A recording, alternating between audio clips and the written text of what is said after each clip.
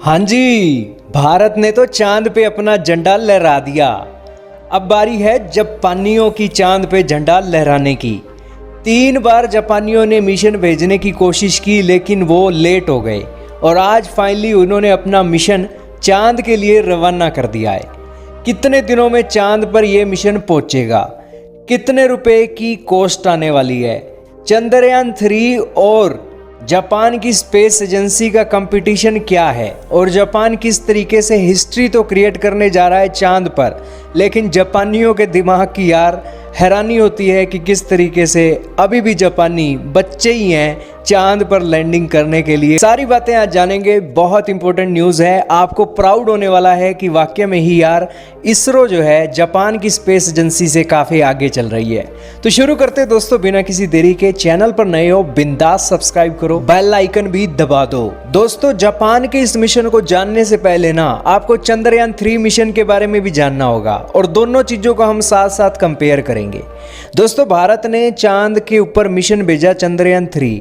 14 जुलाई को यह मिशन भेजा, 23 अगस्त को चांद की सतह पर यह लैंड कर गया। 40 दिन हमें लगे चांद की सतह पर एक पहुंचने के लिए, लेकिन जापान का यह मिशन पहले ही लेट हो गया है। 3 बार ये लेट हो चुका है और 3 बार लेट होने के बावजूद भी चांद की सतह पर इसे पहुंचने में 4 से 6 महीने का समय लग जाएगा, यानी कि 120 से 180 दिन लग जाने वाले हैं और फरवरी महीने के आखिरी तक या मिडल तक या उसके भी आगे ये चांद की सतह पर लैंड करेगा।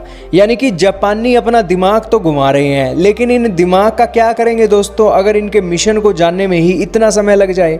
अब दोस्तों इनका जो रास्ता है लंबा बहुत है, जिस कारण से इनके मिशन को एक बहुत देर होने वाली है।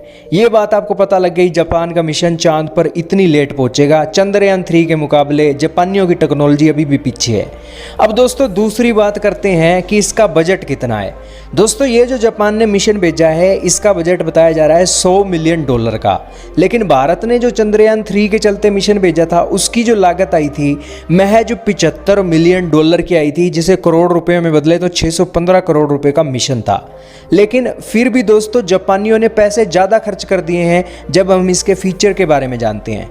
जापान ने ये जो स्लिम लैंडर भेजा है ना, इस स्लिम लैंडर का जो वजन है मात्र 200 किलो का है, जबकि हमने चंद्रयान 3 मिशन जो भेजा था ना उसका वजन 1750 किलो का है।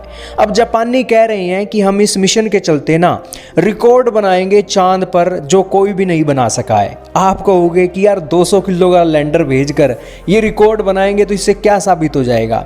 जापानी ये कहना चाह रहे हैं कि हम इस लैंडर के चांद की सतह पर लैंडिंग करवाकर रिकॉर्ड ये बनाना चाहते हैं कि हम चांद की सतह पर जहां जापान की स्पेस एजेंसी चाहे वहां पर लैंड कर सकती है। नहीं तो अब तक नासा वाले, चाइना वाले, भारत वाले, सोवियत यूनियन वाले चांद की उस जगह पर लैंड करते थे जहां पर उनके लिए जो लैंडर को लैंड करने के लिए जो सिचुएशन है वो सही हो। लेकिन जापान का कहना है कि हम वहां लैंड कर सकते हैं जहां कोई भी नहीं लैंड कर सकता और उसको लेकर हमारा ये मिशन है। अब इन जापानियों से कोई पूछे कि भैया तुम ये मिशन तो कर रहे हो, बहुत सही बात है, लेकिन तुम्हें तो अपने इस मिशन का वजन बढ़ाना चाहिए। 200 किलो के भार को तुम जापान अपने मून के किसी भी सरफेस के ऊपर उतारने का एक दावा कर रहे हो, दम है तो भैया 1750 किलो का वजन आप चांद की किसी भी सतह पर लैंड करके दिखवाओ, फिर आपकी टेक्नोलॉजी मानेंगे।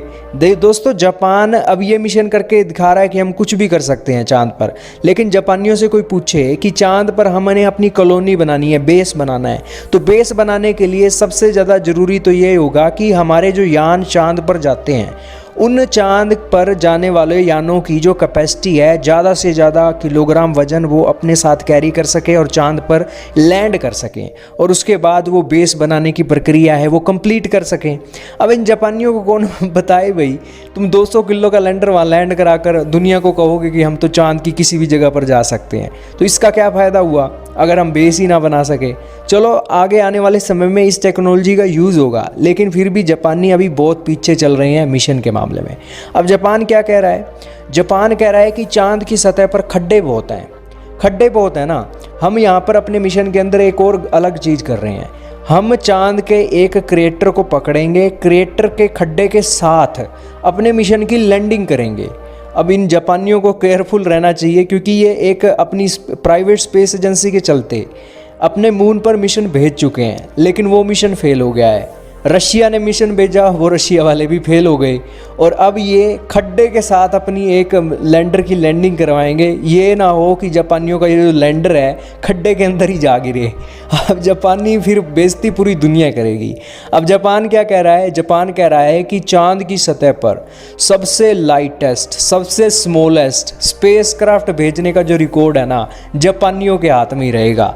जापान के दोस्तों, आप एक बात तो आपको माननी पड़ेगी, जापानियों का कद बिल्कुल छोटा होता है और ये छोटी छोटी चीज़ों के अंदर ऐसे घुसते हैं ना जैसे कोई कीड़ी घुस रही हो। इनका यही रहता है कि दुनिया के अंदर टेक्नोलॉजी बनाओ ना, तो ऐसी टेक्नोलॉजी बनाओ बहुत छोटी से छोटी हो। और जापान की जो चिप इंडस्ट्री है वो इसी कारण से एक फेमस है। और ये छोटे छोटे कद के होने के कारण छोटी छोटी चीज़ें बनाने में बड़ा एक एंजॉय करते हैं। हालांकि इन्होंने ये टेक्नोलॉजी पर काम किया है, बहुत अच्छी बात है, हम इनकी दाद देते हैं। लेकिन अभी दुनिया को जो ज़रूरत है वो भारत के इसरो की टेक्नोलॉजी की ज़रूरत है कि ज़्यादा से ज़्यादा भार लेकर हम चांद की सतह पर लैंड करें। लेकिन जापानी वो कहते हैं ना कि इनको आदत है अपने फ्यूचर के अंदर पहले ही झांकने की, और उसको लेकर ये काम कर रहे हैं। खैर, काम करें, अच्छी बात है, ये ह्यूमन के लिए ही अच्छा होने वाला है। और देखते हैं जापानियों की सफलता मिलती है या नहीं मिलती है। लेकिन जापानियों ने इस मिशन के अंदर सब कुछ बोरिंग कर दिया है, क्योंकि इस मिशन के कंप्लीट होते होते 4 से 6 महीने लग जाएंगे और आधी दुनिया को तो पता भी नहीं होगा कि जापान ने मिशन भेजा है। आपका क्या कहना है दोस्तों जापानियों के मिशन के बारे में, और इनके साइंटिस्टों की जो थिंकिंग है उसके बारे में, और इनके मिशन के जो टारगेट हैं उसके बारे में? कमेंट सेक्शन में ज़रूर बताइएगा। और ज़रूर बताइएगा कि क्या इसरो वाकई में ही जापान से आगे है या पीछे है।